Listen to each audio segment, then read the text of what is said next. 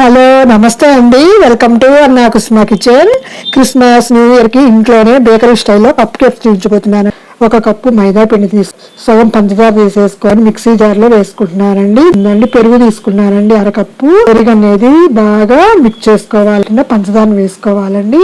పంచదార ఉంటుందండి ఈ కేక్స్ అనేది. ఇలాగ మిక్స్ అనేది ఒకేసారి వేసుకోకుండా బేకింగ్ పౌడర్ హాఫ్ స్పూన్ అనేది వంట సోడా వేసుకోవాలి. 1 కప్పు నూనె తీసుకున్నానండి. ట్యూటీ ఫ్రూట్స్ తీసుకున్నానండి.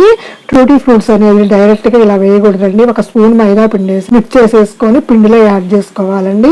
చూడండి కన్సిస్టెన్సీ అనేది ఇలా స్టాండ్ పెట్టేసి మీడియం ఫ్లేమ్ లో పెట్టుకొని ఒక 5 నిమిషాలు ఫ్రీ హీట్ చేసుకున్నానండి. కప్స్ గానీ ఐస్ క్రీమ్స్ కప్స్ తో కూడా చేసుకోవాలి. డస్ట్ చేస్తున్నానండి, మూతని కవర్ చేసుకున్నానండి.